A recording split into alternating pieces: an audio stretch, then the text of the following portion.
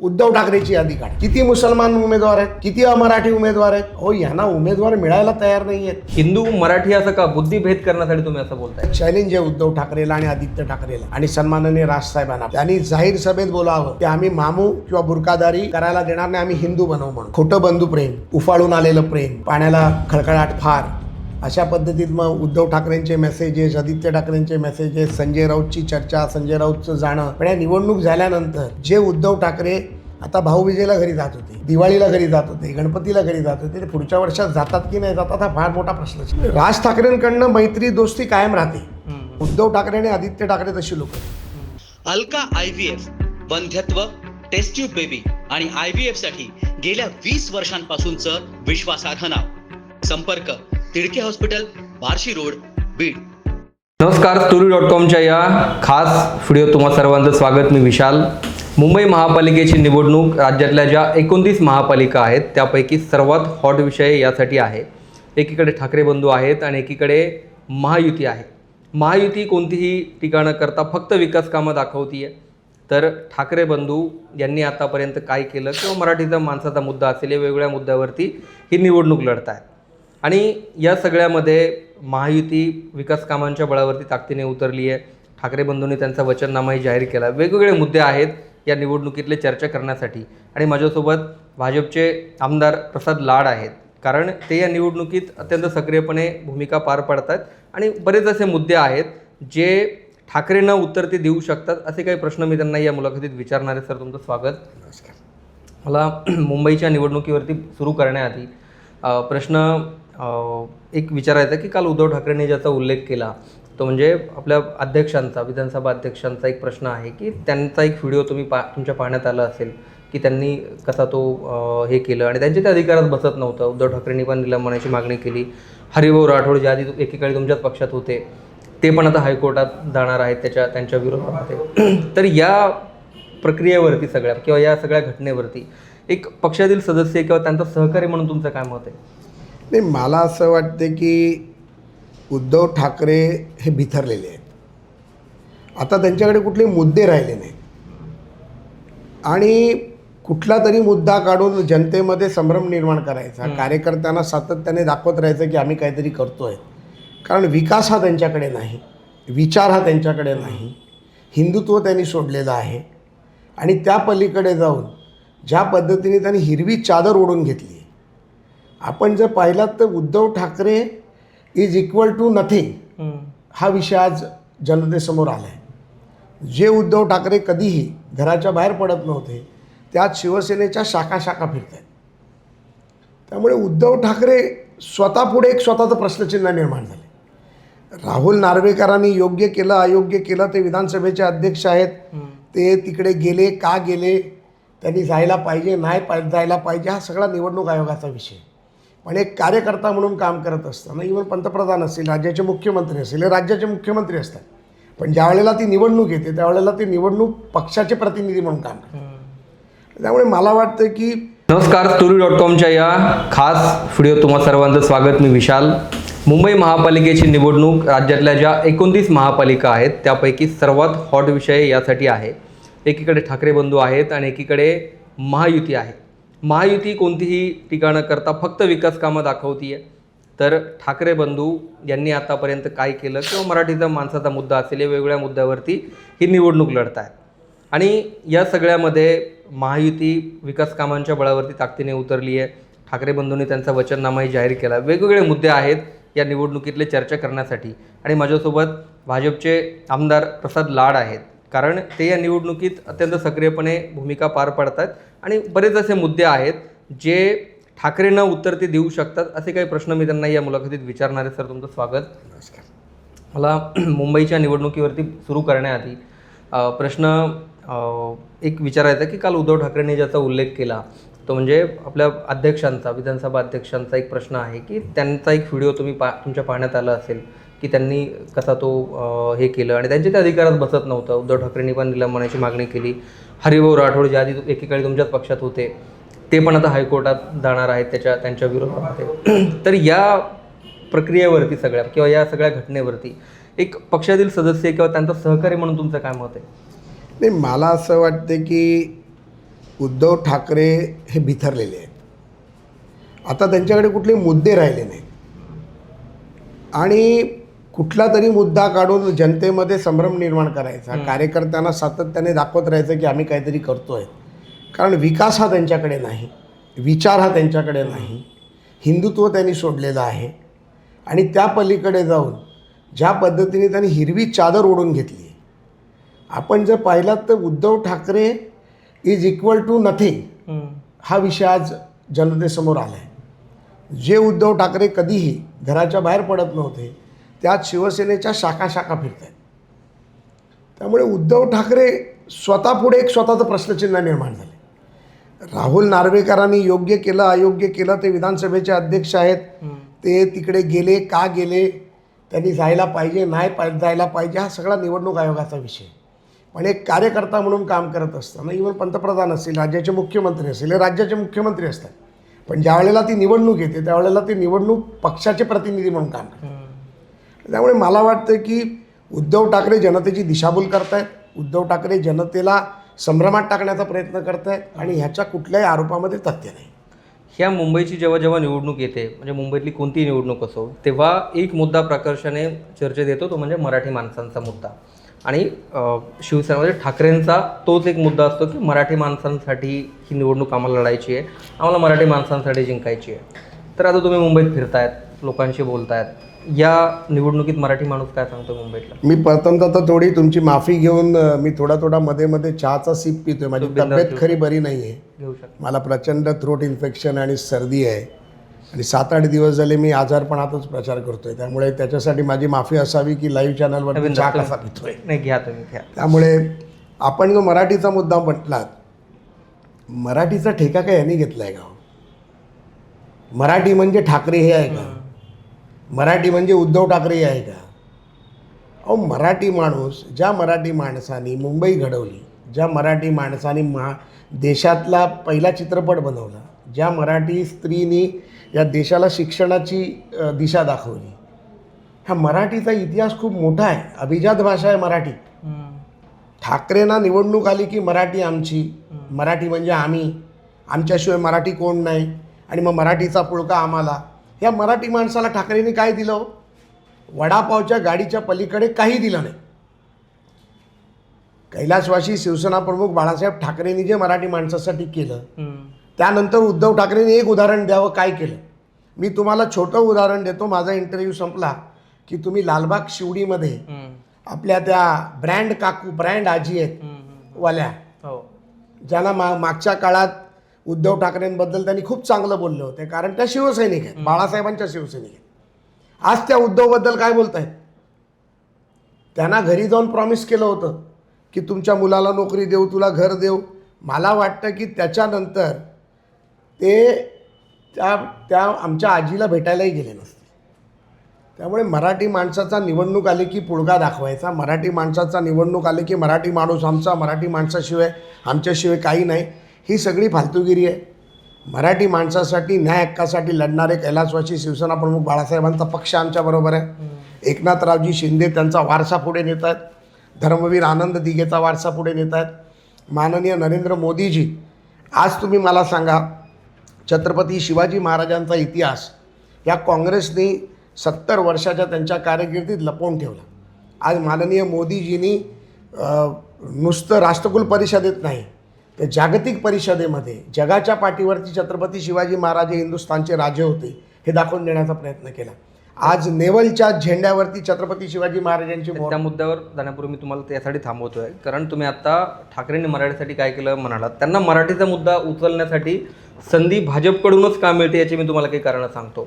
तुमची उमेदवारांची यादी आली, त्यात प्रभाव नॉन मराठी उमेदवारांचा जास्त दिसतो. इथला मारवाडी, गुजराती किंवा परप्रांतीय जो काही समाज आहे, भाजप त्यांना कायम इथे संरक्षण देण्याचा प्रयत्न करतं. मग त्याच्यामुळे त्यांना संधी मिळते की हे मराठी माणसांसाठी काम करत नाहीत, मराठी माणसांसाठी आम्ही काम करणार. मी बडेजी आपल्याला याच्यावरती फार सोप्या भाषेत सांगतो. भारतीय जनता पार्टीची यादी आपण काढा. 39 अमराठी उमेदवार आहेत आणि 39 अमराठी उमेदवार आहेत ते मराठी अमराठी आहेत. म्हणजे तुम्ही जर त्यांचं मराठी ऐकाल, अस्सल मराठी, जे आपण कोकणी किंवा एखादा ब्राह्मणी मराठी बोलू शकणार नाही एवढ्या चांगल्या पद्धतीतलं मराठी ते बोलतात. आणि भारतीय जनता पार्टी हा पक्ष गल्लीतला पक्ष नाही आहे उभाटासारखा, तर भारतीय जनता पार्टी हा पक्ष राष्ट्रीय पक्ष आहे. त्यामुळे अनेक जाती, अनेक प्रांती, अनेक लोक, अनेक धर्म ह्या पक्षामध्ये सामावलेले आहेत. आणि आम्ही एक गोष्टीचा विचार करतो, सन्माननीय अटल बिहारी वाजपेयी स्वर्गीय बोलायचे की या मातीमध्ये जो जन्मलेला आहे तो मराठी आहे. आम्ही डोमिसाईल सर्टिफिकेट 15 वर्षाचं देतो, त्याला आम्ही आमच्या मातीतला माणूस म्हणतो. त्या मातीत जन्मलेला माणूस ज्यांनी मराठी शिकली आहे, जो मराठी अस्सल बोलतो, मराठीवर प्रेम करतो, मातृभूमीवर प्रेम करतो, मराठी माझी माय म्हणतो, त्याला आपण मराठी म्हणायचं नाही का? उलटा प्रश्न तुम्हाला मी विचारतो, उद्धव ठाकरेची यादी काढा. किती मुसलमान उमेदवार आहेत, किती अमराठी उमेदवार आहेत? अहो, यांना उमेदवार मिळायला तयार नाही आहेत.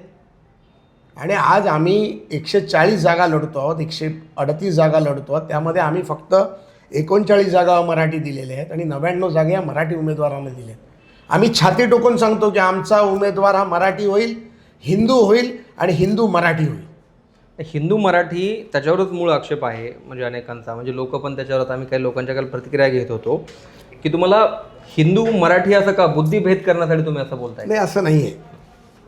उद्धव ठाकरेमध्ये हिंमत असेल तर ज्या पद्धतीमध्ये वारिस पठाणांनी जे म्हटलं की बुरखाधारी महापौर बनेल किंवा एखादा महापौर कोणतरी मामू बनेल, माझं चॅलेंज आहे उद्धव ठाकरेला आणि आदित्य ठाकरेला आणि सन्माननीय राजसाहेबांना पण.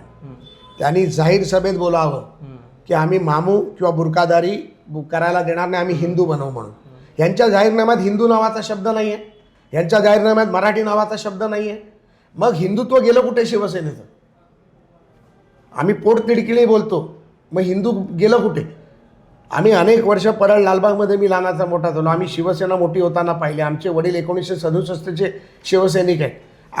आजही ते मला म्हणतात तू नेता असशील भारतीय जनता पार्टीचा, पण मी आजही खरा हाडामासाचा बाळासाहेबांचा शिवसैनिक आहे. जाऊन मतदान ते हिंदुत्वालाच करतात.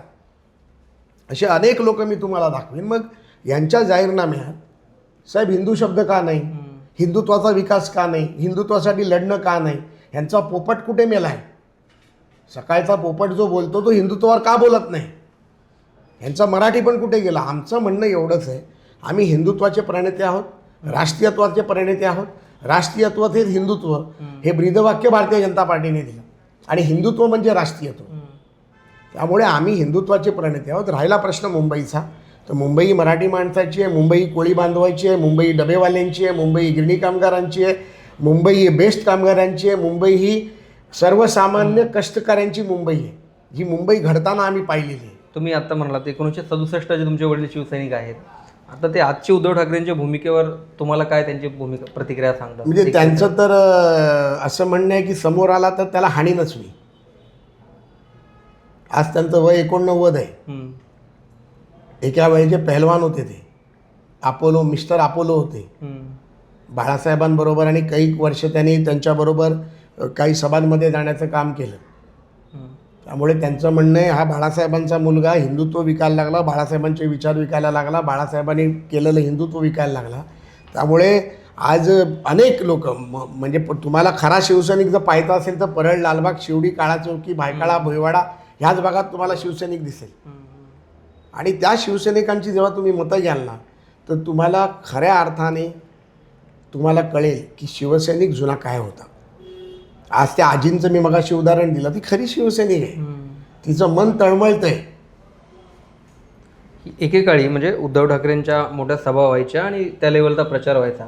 आज तुम्ही मोठ्या सभा घेताय आणि उद्धव ठाकरे हे तुम्ही जर सुरुवातीला बोललात की आज शाखा स्तरावरती जाऊन भेटतात, पण उद्धव ठाकरेंची ही जी काही ग्राउंडची तयारी आहे ती कशामुळे असावी? खाली तुम्हाला खाली कार्यकर्ताच नाही आहे, कार्यकर्ताच राहिला नाही आहे. हे एक काळ होता, ड्रमगेट to main gate, main gate to ड्रमगेट. आमचा प्रिय मित्र मिलिंद नार्वेकर फोन उचलायचे आणि उद्धवसाहेब सांगायचे की सांग नाही आहे म्हणून. मिलिंद माझा फार लहानपणीचा मित्र आहे, राजकारणाच्या पलीकडचा मित्र आहे. सचिन अहिर माझे फार लहानपणीचे मित्र आहेत, राजकारणाच्या पलीकडचे मित्र आहेत. या शिवसेनेच्या नेत्यांनी सांगावं, विनायक राऊतांनी सांगावं की उद्धव ठाकरे कार्यकर्त्यांना कधी भेटले आणि कशा पद्धतीत भेटले. धर्मवीर 1 आणि धर्मवीर 2 मध्ये तुम्ही पाहिलं असेल कशा पद्धतीतलं राजकारण या लोकांनी केलं, कशा पद्धतीत आमदारांना गेटवर उभे करत होते, कशा पद्धतीत आमदारांचा अपमान करत होते, कशा पद्धतीत नगरसेवकांचा अपमान करत होते.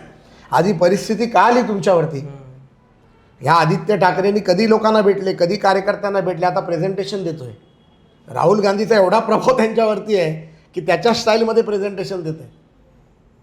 अहो, प्रेझेंटेशन देऊन निवडणुका जिंकता येत नाही, त्यासाठी मैदानावर उतरावं लागतं.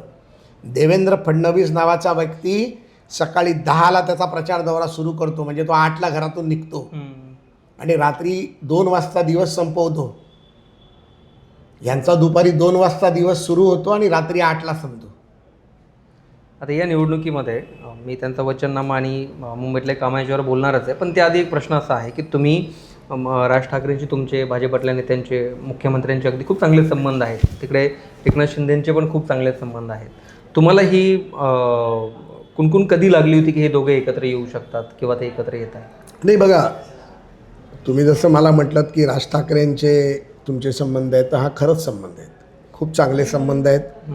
प्रत्येक गणपतीचा दुसरा दिवस म्हणजे 1.5 दिवसाच्या विसर्जनाचा दिवस हा राजसाहेबांच्या घरी जेवणाचा अनेक वर्षाचा नित्यक्रम आहे. बरोबर.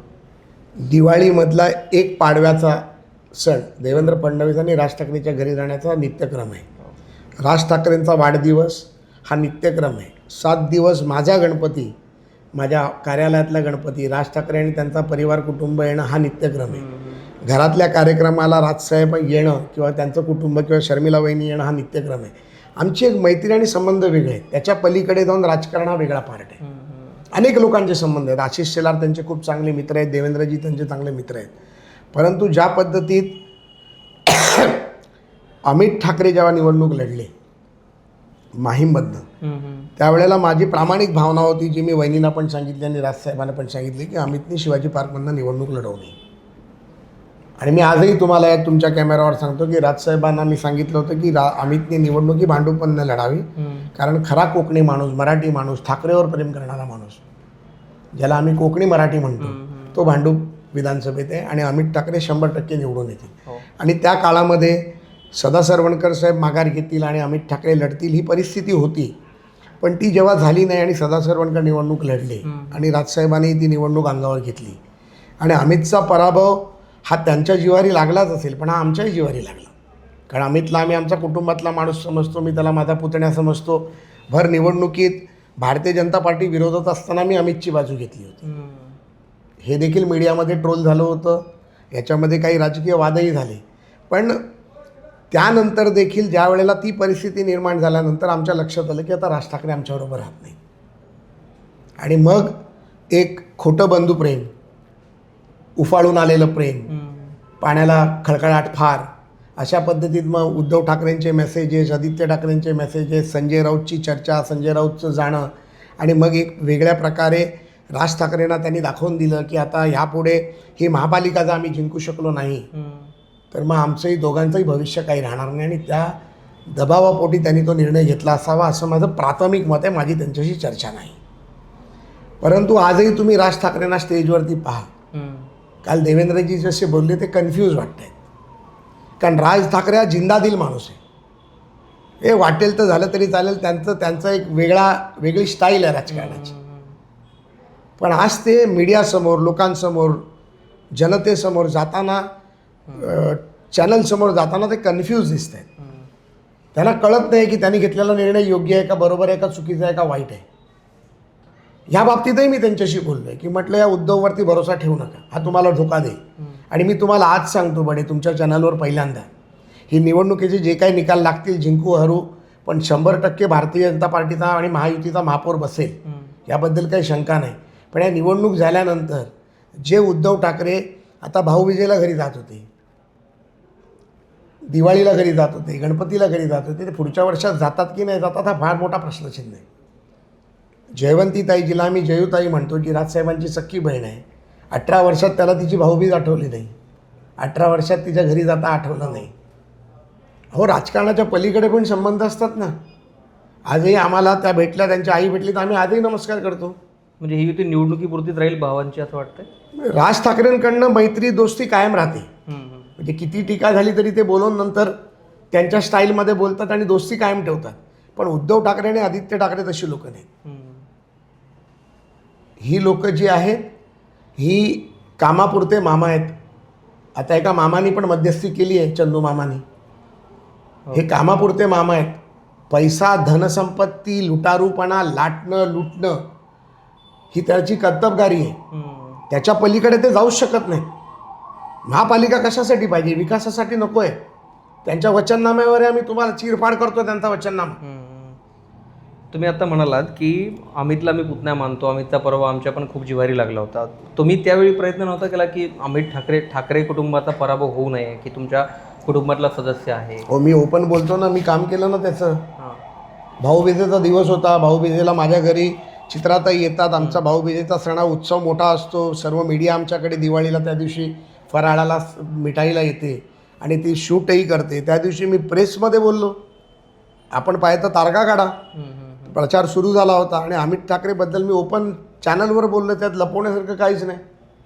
मग त्या पराभवामुळे कुठंतरी राज ठाकरेंच्या ते फार जिव्हारी लागलं. मग तिथून त्याने निर्णय घेतला की आता कुठेतरी भूमिका बदलली पाहिजे. असं राज ठाकरेंनी का भूमिका घेतली यावरती मी बोलणं योग्य नाही. परंतु निश्चितच असतं ना, एखाद्या आपल्या मुलाचा पराभव होणं हे कुठल्याही वडिलांना आणि जो कर्तबगारी पिता असतो त्याच्या मनाला लागणारच. आता हा जो मराठी मतांचा भाग आहे, तुम्ही सांगितला आता शिवडी, लालबाग, परळ हा जो सगळा भाग आहे, या ठिकाणी ती दोघं एकत्र आले तर निश्चित त्यांना फायदा होईल. पण तुमची काय परिस्थिती? कारण तुमची पण मतं खूप विभागली जाणार आहेत. नाही, मी तुम्हाला सांगू का, हा भ्रम आहे. मी तुम्हाला आजही सांगतो, माहीम विधानसभेत 5 महापालिका आहेत. 190, 191, 92, 94. आमच्या आजही तुम्हाला मी सांगतो छाती टोकपणे, आमच्या 5 पैकी 3 ते 4 जागा निवडून येतात, ज्या त्यांच्या बालेकिल्ल्यात आहेत. लालबाग परळमध्ये 5 जागा आहेत, 2 ते 3 जागा आमच्या निवडून येतात. हा जो भ्रमाचा भोपळा आहे ना, आता फुटणार आहे. 16 तारखेला भ्रमाचा भोपळा आहे. मराठी माणूस म्हणजे आमचा, लालबाग परळ म्हणजे आमचं. का अनिल कोकिळ मग भाजपात आला?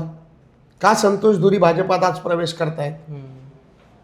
यांच्याकडे कुठेतरी मानसिक त्रास, परंपरागत चालत आलेल्या प्रथा चालू ठेवणं, ह्या गोष्टींमुळे कार्यकर्ते आज आमच्याकडे येत आहेत. त्यामुळे काही झालं मग EVMवर खापर फोडायचं, काही झालं मग मतचोरीचं बोलायचं, काही झालं मग बॅलेट पेपरचं बोलायचं, काही झालं मग नवीन काहीतरी आता काढायचं. आता बिनविरोध निवडून आलं, त्याच्यावरती कोण अविनाश जाधव? साधा नगरसेवक होऊ शकत नाही, तो नेता. आणि तो सांगणार आता मी कोर्टात जातो. अरे तुला कोर्ट, न्याय प्रक्रिया, निवडणूक आयोग प्रक्रिया माहिती आहेत का? नसतील माहिती तर मी ह्या सर्व ब्रँड सेनेला सांगू इच्छितो की रामभाऊ माळगी प्रबोधिनी म्हणून आमचं एक सेंटर आहे, तिकडे जाऊन ह्याची ट्रेनिंग घ्या. कार्यकर्त्यांना ट्रेनिंग घ्या आणि 29-30 निवडणुकीला या. काय वाटेल ते बोलतात, मनाला येईल ते. आता त्यांच्या वचननाम्याचा मुद्दा आहे, त्यांचा वचननामा तुम्ही पाहिलाच असेल, त्यातले मुद्दे तुम्ही पाहिले असतील. त्यांच्यापेक्षा तुम्ही काय वेगळं देत आहे मुंबईकरांना? काय शब्द देत आहे? नाही, मला तर पहिलं बडे तुम्हाला एक सांगायचं की त्यांचा वचननामा काय हे पहिलं माझ्याशी तुम्ही चर्चा करा. मग आम्ही सांगू की मी वचननामा समितीचा मी एक प्रमुख सदस्य, त्यामुळे तुम्हाला तो प्रश्न विचारला. आमचा वचननामा उद्या जाहीर होईल, त्यामुळे तो फार चांगला आणि चांगल्या पद्धतीत येणार आहे. आणि आम्ही वचननाम्यामध्ये आम्ही फालतू गोष्टी केलेल्या नाहीत. आम्ही विकासावर बोलतो. आम्ही सर्वसामान्य, आम्ही मुंबईत राहून जगात काय होणार यावर तत्त्वज्ञान देत नाही. आम्ही मुंबईत राहून मुंबईसाठी काय होईल आमचा वचननामा आहे. सर्वसामान्य जनतेला काय पाहिजे तो आमचा वचननामा आहे. 3 लाख जनतेकडनं आम्ही ईमेल्स आणि लोकांचे हे मागवले, प्रश्न मागवले, त्याच्यावर बनवलेला वचननामा आहे. मी, योगेश सागर आणि 6 जणांची आमची टीम सातत्याने 20 दिवस या वचननाम्यावर बसलो होतो. ह्याच्यामध्ये सर्वसामान्य जनतेला गटर, मीटर, वॉटर ह्याच्या पलीकडे जाऊन मुंबई कशी पाहिजे ही पाहायची. देवाभाऊनी बनवलेली मुंबई पाहायची. Coastal road, tunnels, bridge, metro, mono, Atal Setu, तुमचा नरिमन पॉईंट्सपासून सुरू झालेला प्रवास आज बँड्रात संपतो आहे. तो पुढे जाऊन वर्सोव्यापर्यंत चालला आहे. वर्सोवा दहिसर चालला आहे, दहिसर भाईंदर चालला आहे, भाईंदर विरार चालला आहे, विरार कॉरिडॉर अलिबाग चालला आहे, अलिबाग कॉरिडॉरवरनं आलो तर अटल सेतूनी पुन्हा आम्ही नरिमन पॉईंटला येतो आहे. जे काल देवेंद्रजींनी एका भाषणात सांगितलं की 59 मिनिटात आम्ही मुंबईची प्रदक्षिणा करू, हे जनतेला पाहायचं आहे. मेट्रोचं जाळं पाहायचं आहे. ह्या मेट्रोवरती यांनी टीका केली. आज मेट्रोमधनं लाखो प्रवासी जात आहेत. काल मी सिंधुदुर्गात गेलो होतो. उद्धव ठाकरेंनी आमच्यावरती केस घातली होती 2021मध्ये. मी, प्रवीण दरेकर, निलेश राणे, नितेश राणे सर्वच आरोपी होतो. आमच्यावर अटक वॉरंट निघाला होता, तो रद्द करायला गेलो होतो. येताना मला विमान मिळालं, नवी मुंबईला उतरलो. मलाही एक्सपिरियन्स घ्यायचा होता. अप्रतिम विमानतळ, न भूतो न भविष्यतो. तिथून इथे किती मिनिटात आलात? मी तिथून 35व्या मिनिटाला मी या सायन कार्यालयात होतो, अटल सेतूवर. आता कदाचित आम्हाला पोलीस संरक्षण आहे म्हणून थोडासा फास्ट आलो असेल, पण सर्वसामान्य माणूस 45 मिनिटात येऊ शकतो. आता कोस्टल रोड आहे, अटल सेतू आहे, पण कोस्टल रोडचं आता क्रेडिटवरनं खूप चर्चा आहे. पण त्याचं भूमिपूजन उद्धव ठाकरेंनी केलं होतं. ते म्हणतात की आमच्या मुंबई महापालिकेनं तो केला, राज्य सरकारने त्याचं श्रेय घेऊ नये. मी तुम्हाला सांगतो, या सर्वाचा मी काय म्हणतात त्याला, तो तुम्ही ती प्रक्रिया पाहिली आहे? भोगी म्हणतात तसा. अहो, कोस्टल रोड बांधताना तुम्हाला म्हणून मी सांगतो, तुमच्या चॅनलवरती लाखो सबस्क्राईब आहेत, त्यांच्यापर्यंत गेलं पाहिजे. कोस्टल रोड बांधताना मॅनग्रोव्हची परमिशन, CRZची परमिशन, कोस्टलची परमिशन, केंद्राच्या अनेक परवानग्या, पर्यावरणाची परमिशन, ग्रीन ट्रिब्युनलची परमिशन, सुप्रीम कोर्टाची स्पेशल बॉडी त्याच्यावर आहे त्याची परवानगी, झाडाची कत्तल करतानाची परमिशन, अनेक परमिशन होते. ह्या परमिशन कोणी आणल्या? उद्धव ठाकरे कधी दिल्लीला गेले? आदित्य ठाकरे कधी दिल्लीला गेले? ह्या परमिशन आणल्या देवाभाऊनी. त्यानंतर याचा एका चॅनलवरती देवाभाऊनी, आज तकवरती माझ्या मते याची शहानिशा केली आहे की परमिशन देवाभाऊनी आणल्या. देवाभाऊनी परमिशन आणल्यानंतर त्याची परवानगी झाली. देवाभाऊ मुख्यमंत्री होते. आता ह्याची बॉडी कोण असेल? ही BMCनी करावं का MMRDने करावं का MSRDCने करावं? ह्याच्यावरती जेव्हा चर्चा झाली तर उद्धव ठाकरेंचं म्हणणं पडलं की हा मुंबई कोस्टल आहे तर मुंबई महापालिकेने करावं. त्यावेळेला मुंबई महापालिकेवरती यांची सत्ता होती. परवानगी झाली, डिसिजन झालं. देवेंद्रजींनी ती BMCला देण्याची परवानगी दिली आणि एक रात्री अचानक यांनी उद्घाटन करण्याचं ठरवलं. अजय मेहता साहेब माननीय आयुक्त होते. अजय मेहता साहेबांनी माननीय मुख्यमंत्र्यांना फोन केला की साहेब हे उद्घाटन करतायत, आम्ही थांबवू का? देवेंद्रजी म्हणाले, राजा माणूस आहे तो म्हणाला जाऊ दे, त्याला श्रेय मिळत आहे ना, करू दे उद्घाटन. त्यानंतर परत सांगितलं गेलं की आपण पुन्हा अधिकृत राज्य सरकारचा मुख्यमंत्री म्हणून उद्घाटन करू. बोले नाही, उद्धवजींनी केलं ना, ठीक आहे केलं, माझा मोठा भाऊ आहे. फक्त उद्घाटन केलं म्हणजे तुम्ही कोस्टल केला? तुम्ही मिठी नदीचा गाळ खाण्यात बिझी होतात, मिठी नदीचे उंदीर खाण्यात बिझी होतात, मिठी नदीचा चिखल खाण्यात बिझी होतात, कोविडमधला भ्रष्टाचार करण्यात बिझी होतात, तुम्ही कोविड बॅकचे पैसे खाण्यात बिझी होतात. कोविडमध्ये 20,000हून अधिक लोक मुंबईकर वारले, त्यांच्या टाळूवरचं लोणी खाण्यात बिझी होतात. तुम्ही खिचडीमध्ये बिझी होतात, तुम्ही पत्राचाळीत बिझी होतात, तुम्ही बिल्डरांना जमीन देण्यात बिझी होतात, तुम्ही टेंडरमधले हप्ते खाण्यात बिझी होतात, तुम्ही रात्रीच्या नाईट बारमध्ये जाऊन तुमचा युवराज टाइमपास करण्यात बिझी होता. तुम्हाला वेळ कुठे होता साहेब? तुम्हाला वेळच नव्हता. तुमचं अख्खं आयुष्य फक्त 25 वर्ष मलिदा खाण्यात गेलं आणि टक्केवारीवर जगणारे तुम्ही मुंबईचा विकास आम्हाला तुमच्या जाहीरनाम्यातून सांगणार? हा जाहीरनामा नाही, हा फसवानामा आहे. मी काल परवा एक जाहिरात बघितली, माझ्या PAला सांगत होतो, ही जाहिरात जरा बघ. 10,000 इलेक्ट्रिक बस देणार. बडे, मी तुम्हाला सांगतो, इतिहास काढा. 3,600 बस BSTला केंद्राच्या निधीतून आल्या होत्या, त्या आणू शकले नाहीत. काही आणलेल्या बस आजही सडतायत. यांनी कॉन्ट्रॅक्टवरती बसेस दिल्या टक्केवारी खाण्यासाठी. BSTचा कामगार देशोधडीला लागला. आज हे BSTची युनियन माझ्या हातात आहे. 60%. BSTच्या निवडणुकीत ब्रँड म्हणून आले, तर ब्रँडची बँड वाजवली, मी वाजवली. मराठी माणूस मुंबई बाहेर गेला, बदलापूर, ठाणे, वसई विरार, नालासोपारा, मीरा रोड, भाईंदर, पार तुमच्या त्या उळव्यापर्यंत राहायला गेला. हा का गेला मराठी माणूस राहायला? हे मराठी माणूस BSTचा ड्रायव्हर कंडक्टर ही मुंबईची शान होती, मुंबईची जान होती. विठ्ठलराव चव्हाण, नारायण राणे, अनेक नावं तुम्हाला मला घेता येतील ज्यांनी BSTमध्ये मराठी माणसांना नोकऱ्या दिल्या. मोहन रावले. तुम्ही सातत्याने हे सांगत असता की मुंबईतला मराठी माणूस ठाकरेंनी मुंबईच्या बाहेर घालवला किंवा जे काय त्यांच्यावर तुम्ही आरोप करत असता, पण मुंबईतला मराठी माणूस किंवा यापुढे तरी मराठी माणूस इथेच राहावा किंवा त्याला इथे हक्काचं घर मिळावं. आता कुटुंब वाढले, 2 भाऊ मोठे झाले, त्यांचे 2चे 4 होतात, 4चे 8 होतात. मग यासाठी तुमची काय पॉलिसी आहे? नाही, यामध्ये एक आवर्जून मी उल्लेख करेन स्वयंपुनर्विकास आणि समूह पुनर्विकासाचा, जे माननीय देवेंद्रजींनी मनापासून ती स्कीम डोक्यात घेतली. माननीय आमचे प्रवीण भाऊ दरेकर ज्याच्यामध्ये इनिशिएटिव्ह घेतलं. मी म्हाडाचा अध्यक्ष होतो 4-4.5 वर्ष, त्यामुळे माझे काही इनपुट्स त्यामध्ये होते. आणि स्वयंपुनर्विकासाच्या माध्यमातून आज एक समिती गठीत झाली. त्या समितीने अहवाल दिला. प्रवीण भाऊनी तो अहवाल दिल्यानंतर तो सरकारने एक्सेप्ट केला आणि आज त्याचं महामंडळ बनवलं राज्यस्तरीय. प्रवीण भाऊ त्याचे अध्यक्ष आहेत, कॅबिनेटचा दर्जा आहे त्यांना. आपण पाहिलं तर स्वयंपुनर्विकासामधनं आम्ही फक्त बोलत नाही, तर आम्ही करून दाखवतो. तुम्ही बिलीव नाही करणार भिडेसाहेब. तुम्ही, मला वाटतं की कॅमेरा घेऊन त्या ठिकाणी गेलं पाहिजे. आज विलेपार्लेमध्ये एक सोसायटी बनवली, आशादीप मला वाटतं असेल त्या सोसायटीचं नाव. त्या सोसायटीमध्ये 300 फुटात राहणारा माणूस 1400 फुटात राहायला गेला. चारकोप, कांदिवली, बोरवली, मुलुंड अशा ठिकाणी अजून 16 प्रोजेक्ट पूर्ण झाले. आणि त्या ठिकाणी 150 फुटात 200 फुटात राहणारा माणूस 800-900 फुटात राहायला गेला. म्हणजे परिवर्तन नाही तर काय. आजच्या ज्या हाऊसिंग पॉलिसी तुम्ही DCR 2034च्या पाहिलात आणि म्हाडाच्या आणि SRAच्या ज्या हाऊसिंग पॉलिसी जर तुम्ही पाहिलात तर 33 पहिला फक्त 33.7 होतं आणि 33.5 होतं. त्याच्यानंतर मला आठवते मी अध्यक्ष असताना मी काही मुख्यमंत्र्यांशी पत्रव्यवहार केले होते, पण तेव्हाचे मुख्यमंत्री निष्क्रिय होते, पृथ्वीराज बाबा चव्हाण. त्यांनी काही केलं नाही, पण ते पत्रव्यवहार आजही रेकॉर्डवरती आहेत. मी 33.7A मुद्दा दिला होता, म्हणजे सबबमध्ये रिडेव्हलपमेंट व्हावी. 33.7मध्ये जी रिडेव्हलपमेंटची जी पॉलिसी आहे ती बदलावी. कारण 33.7 ज्या वेळेला इम्प्लिमेंट झालं 1972मध्ये जेव्हा म्हाडा इम्प्लिमेंट झालं तर 1940च्या बिल्डिंगी पकडल्या गेल्या आणि 40 वर्ष जुन्या इमारती 1980पासूनच्या. त्यामुळे मी म्हटलं होतं की ज्या वेळेला 2013मध्ये मी म्हटलं की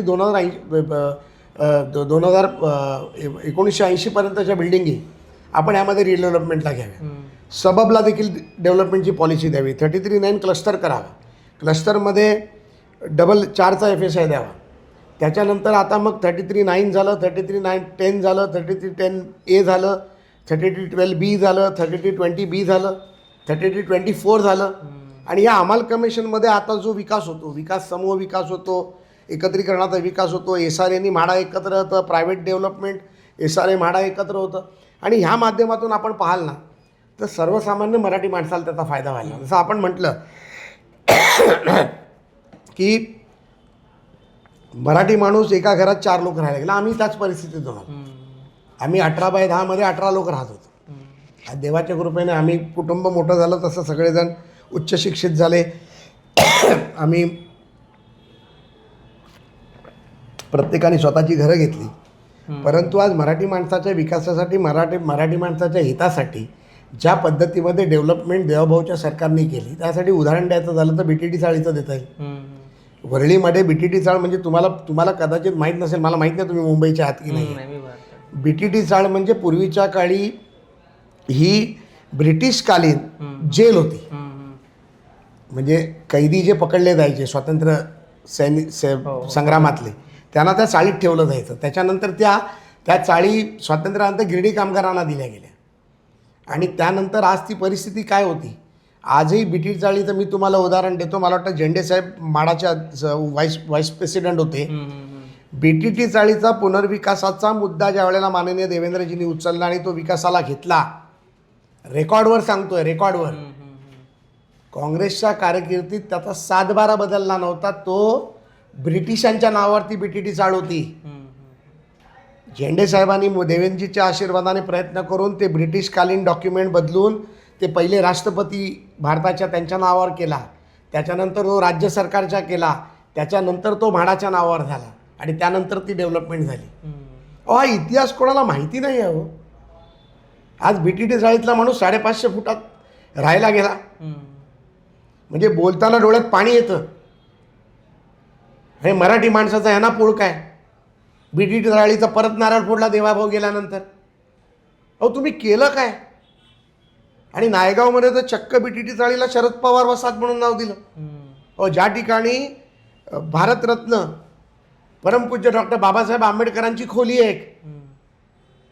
तिकडे डॉक्टर परमपूज्य बाबासाहेबांचं नाव द्यायला पाहिजे, तिथे शरद पवार बसतात. अरे काय चाललंय, काय योगदान शरद पवारांचं BTT चाळीसाठी. शरद पवार साहेब खूप मोठे नेते आहेत, त्यांच्याबद्दल आदर आहे, प्रेम आहे, कायम सातत्याने राहील. परंतु BTT चाळीला नाव देण्यासारखं काय आहे? अत्रेंचं नाव दिलं असतं तर आम्ही समजलो असतो. वर्णीमध्ये अत्रेंचं बालपण गेलं. नाही, या सगळ्यात ही घरं तुम्ही बांधताय, हे करताय, पण यात मुद्दा एकच आहे की तुमच्यावर आरोप हाच होता की हे सगळे बिल्डर धार्जिनी धोरणं आहेत, किंवा आता तुम्ही धारावीचा पुनर्विकास प्रकल्प एवढा मोठा सुरू आहे, त्यात अदानी धारावी गिळंकृत करतायत, हा एक त्याच्यात आरोप आहे. म्हणजे हे सगळं बिल्डर पुरस्कृत धोरण आहे, असा एक आरोप. मला एक बडे सांगा, बिल्डर धारावी गिळंकृत कशी करतील? आज 6,500 ते 7,000 कोटी रुपये अडाणी पहिले डेव्हलपमेंटसाठी देत आहेत आणि त्याचं ओपन टेंडर निघालं. सेकलिक नावाच्या एका दुबई बेस्ड कंपनी देखील ते टेंडर भरलं, कोणालाही अडवलं नव्हतं. ग्लोबल टेंडर होतं, कोणी भरू शकत होतं, अडाणींनी भरलं. जास्तीत जास्त रेव्हेन्यू आणि जास्तीत जास्त एरिया जनतेला देण्याचं काम केलं. आणि सगळ्यात मोठी गोष्ट की धारावी आपण जर पाहिली तर हा भारतातला किंबहुना जगातला पहिला प्रकल्प असेल की जिथे अधिकृत लोकांना घरं देतातच आहेत, परंतु अडाणी साहेबांनी त्या अनधिकृत लोकांना पण घरं देण्याचा निर्णय घेतला. म्हणजे 1+1, पहिला एक भाऊ झोपडपट्टीत राहत होता, मग 2 झाले, त्याची मुलं झाली, मग त्यांनी एक वरती चाळ बांधली, त्याच्यावरती एक चाळ बांधली, त्या प्रत्येकाला घर देण्याचं काम केलं जाते. त्यामुळे कुठलाही बिल्डर दार्जिना धोरण नाही. जर बिल्डर दार्जिना धोरण असतं तर BTT चाळ आम्ही बिल्डरला दिली असते. का उद्धव ठाकरे निर्णय नाही करू शकले? त्यामुळे हे बोलायच्या गोष्टी आहेत. निवडणुका आले की बोलायचं, आणि मग बिल्डर कोण किती कोणाकडे किती वाजता भेटतात हे आम्हाला माहिती आहे. आता कोणाची हिंमत नाही जायची. मग तुम्ही हे प्रचारात का सांगत नाही? सांगतोय ना, मी तुमच्यासमोर सांगतोय, नावं घेऊन सांगू शकतो की कोण अहो पत्रा चाळीमध्ये संजय राऊत जेलमध्ये का गेला? परळचा आहे ना, पुळका येतो ना, कोंड्याची चाळ आतापर्यंत का रखडली? अजून अनेक नावं घेऊ शकतो मी. काय बोलायचं नसतं. काही लोक जनतेला माहीत असतं काय करतात. त्या पत्रा चाळीमध्ये तुमचा एक TV9चा पत्रकार राहतो, विचारा त्याला. त्याचं लग्न ठरलं तेव्हा त्याच्या सासरवाडीच्या लोकांनी त्याला विचारलं की तुम्ही राहणार कुठे? तेव्हा त्यांनी सांगितलं होतं की आता माझं घर होतं आहे, मी इकडे माझा फ्लॅट होणार आहे. त्यानंतर 20 वर्ष त्याला घर नाही मिळालं. नाव नाही घेत, माझा मित्र आहे, तुमचाही मित्र आहे. कधीतरी त्याचा पण तुम्ही पॉडकास्ट करा. आता मुंबईच्या महापौर म्हणजे शेवटाकडे वळताना तुम्ही सांगताय मराठी होईल, हिंदू होईल, तो मुद्दा ठीक आहे, आपल्याला 16 तारखेला कळेल. पण या मुंबईत जर तुमचा महापौर बसला शिवसेना भाजप युतीचा, तर तुमची प्रायोरिटी काय आहे? तुमचा वचननामा तर उद्या येतोय, तुमच्या पहिलं की आम्हाला पहिल्या 100 दिवसात हे काम करायचं आहे. मला स्वतःला जर तुम्ही म्हणाल तर एक राजकारणी, एक यशस्वी उद्योजक, एक चांगला कुटुंबाचा पिता आणि एक चांगला नवरा किंवा एक कुटुंब प्रमुख म्हणून मला असं वाटतं की विकास हा होत राहील. विकासाला कोणी थांबवू शकत नाहीत, कारण देवाभाऊ आहे. माझ्याही मागे देवाभाऊ आहेत आणि या राज्याच्याही मागे देवाभाऊ आहेत. परंतु पर्यावरणाचा ऱ्हास आम्हाला कुठेतरी थांबायला पाहिजे. थांबवू पर्यावरणाचा ऱ्हास आणि करू मुंबईचा विकास, ही टॅगलाईन आम्हाला ठेवायची. त्यामुळे पर्यावरण कसं चांगलं राहील, हवेची क्वालिटी कमी कशी होईल, त्या माध्यमातून प्रदूषण कमी कसं होईल आणि येणाऱ्या पुढच्या पिढीला त्याचं जीवन अजून सुखकर, चांगलं, हरित कशा पद्धतीत करता येईल. माझं तर म्हणणं आहे की मुंबईमध्ये CSRच्या माध्यमातून, महापालिकेच्या माध्यमातून प्रत्येक वर्षाला 1 कोटी झाडं लावली पाहिजे. 5 वर्षात 5 कोटी झाडं लावण्याचा संकल्प आम्ही करायला पाहिजे. मग आमच्यासारख्या कंपन्या देखील पुढे यायला तयार आहोत. आम्हाला पर्यावरण मुक्त मुंबई म्हणजे चांगली मुंबई, प्रदूषणमुक्त मुंबई करायला पाहिजे, पर्यावरण पूरक मुंबई करायला पाहिजे. रस्ते, road, tunnel, bridge, underground railway, underground metro, underground रोडचं जाळं आणि रस्ते सर्व होतील. मोठ्या मोठ्या इमारती होतील, डेव्हलपमेंट होईल, चाळ होईल, पाणी होईल, स्वच्छ पाणी आम्हाला मिळालं पाहिजे. STPचे अनेक प्रकल्प चालू आहेत, अजून ते वाढवले पाहिजे. समुद्रकिनारी माणूस, आम्ही लहान असताना आम्हाला आमचे आईवडील फिरायला घेऊन जायचे. 1.5 रुपयामध्ये घोड्यावर बसायचो. तो घोडा शिवाजी पार्कला फेरी मारायचा. मग तिथेच भेळ खायची, तिथेच शेवपुरी खायची. मग रात्रीचं कुठेतरी मामा काण्यामध्ये जाऊन बटाटा वडा आणि मिसळ खायची आणि घरी यायचं. हे आमचं आयुष्य होतं. ते आयुष्य पुन्हा आम्हाला मिळू शकेल का? समुद्रकिनारी आम्ही आमच्या मुलाला घेऊन जाऊ शकू का? आम्ही आमच्या मुलांबरोबर नातवांबरोबर समुद्रकिनारी फेरफटका मारू शकू का? तर हे आम्हाला करावं लागेल.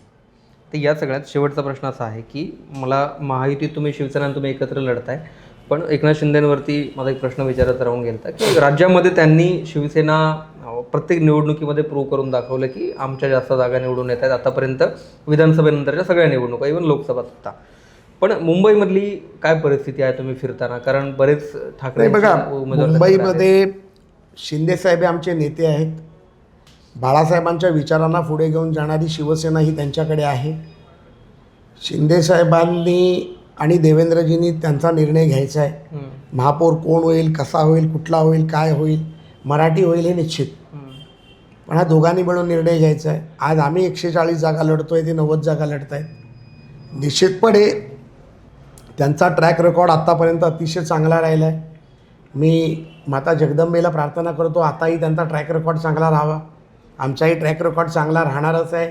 माता जगदंबेकडे रोज प्रार्थना ती आहे, स्वामींकडे प्रार्थना ती आहे. आज अंगारिका चतुर्थी आहे, गणपती बाप्पाकडेही प्रार्थना तीच आहे की आमच्या दोघांचे मिळून 150-160 जागा निवडून याव्या.